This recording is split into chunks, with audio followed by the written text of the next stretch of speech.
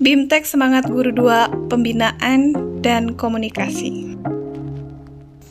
Perkenalkan, nama saya Nur Halimah, guru kelas 5 di SD Nugraha Kabupaten Tasikmalaya. Video yang saya buat ini bertujuan sebagai bentuk refleksi dari topik bahasan pembinaan dan komunikasi. ICF mendefinisikan coaching itu sebagai hubungan kemitraan antara coach dan individu yang dijalin melalui proses kreatif untuk memaksimalkan potensi personal dan profesional. Nah, adapun pada konteks pendidikan, metode coaching itu melengkapi fasilitasi yang awalnya hanya bertujuan untuk perubahan tingkah laku saja.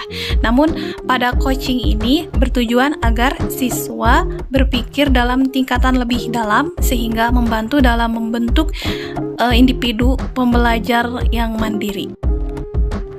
Dalam prosesnya, coaching itu memberikan pertanyaan yang terstruktur sampai pada menemukan potensi pada diri coachee untuk menemukan solusi. Nah, adapun tujuan coaching itu, yang pertama tentunya adanya improvement atau adanya perbaikan dari keadaan sebelumnya. Dapat beberapa tugas coach yang harus dilakukan.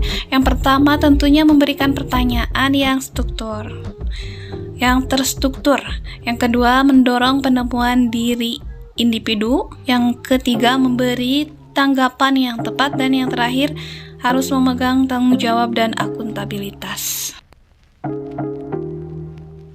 Dalam pelaksanaannya, seorang coach haruslah menerapkan 5 prinsip yang berasal dari Erickson Principle, bahwa setiap orang itu pada hakikatnya baik, selalu ada perubahan yang lebih baik, kemudian setiap orang punya niat baik, setiap orang mengambil keputusan terbaik, dan setiap orang mempunyai sumber daya atau potensinya. Lalu bagaimana implementasi praktisnya? Nah, terdapat 4 kerangka yang dapat digunakan di dalam implementasi coach, yaitu yang pertama ada goals, yang kedua reality, yang ketiga ada option, dan yang keempat ada will. Dapat disingkat menjadi grow. Ya.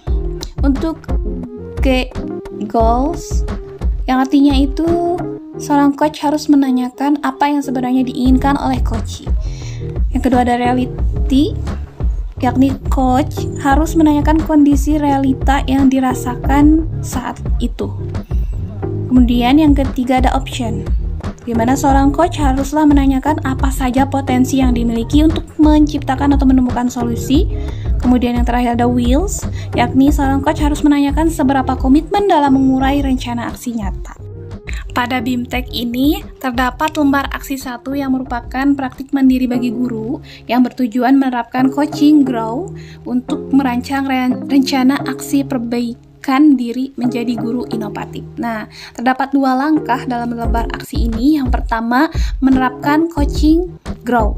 Yang kedua, merancang rencana aksi perbaikan diri. Nah, sebelum kepada 2 langkah tadi, terdapat persiapan yang harus dilaksanakan. Tentunya dibutuhkan alat apa saja yang diperlukan, ruangannya harus nyaman, kemudian terdapat alat tulis, pulpen, kertas, kemudian adanya panduan dalam melakukan coaching, coaching. Selanjutnya, sikap untuk latihan.